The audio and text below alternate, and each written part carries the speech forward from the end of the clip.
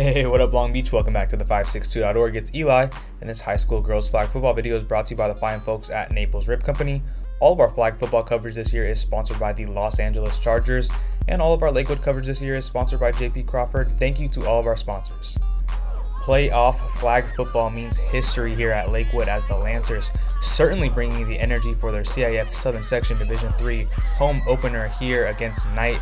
The Lancers finished the season 8-5 and second in the Moore League in their second year, definitely on the uptrend here at Lakewood, and they'll be facing off against a good Knight team that ended 19-3 and second in the Golden League.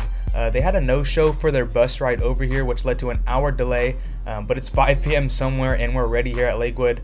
Lakewood opened the game with the ball in the hands of running back Allie Honeycutt.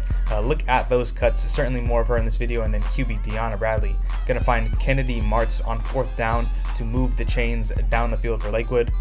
But a lot of miscues in the first half. Definitely some first ever playoff game early jitters on both sides, as we had 4 straight turnover on downs. A couple drives later though, Lakewood would finally find Nyema King down the middle for a big game. Definitely got to keep your eyes peeled for number 3 on the court and on the field. And then, oh my, Allie Honeycutt. Look at those honeycuts, the spin. It's rare that you see a run like this in flag football with the no run zones and the flag pulling, but Honeycutt certainly took advantage of her opportunities. What a run. The failed extra point try would have Lakewood leading 6-0.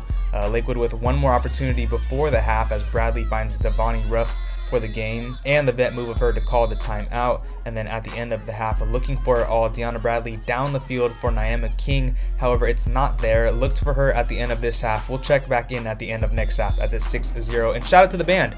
They made it out for the playoff game. Definitely a nice addition in the stands. And at the beginning of the second half, not sure where they kicked it into gear, but Desiree Amanda gonna launch this one to Morgan Sheldon on the broken coverage to go deep into Lakewood territory.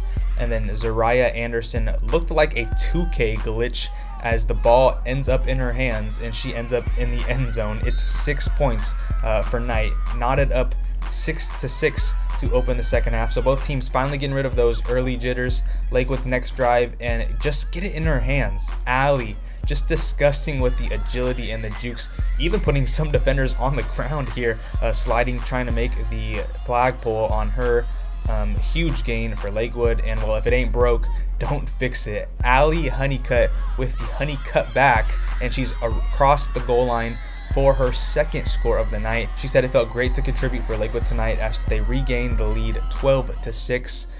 Again on the Knight's next drive, it's a first play bomb. Amanda to Morgan Sheldon for a huge gain across midfield. She ain't a little puppy, say it with your chest.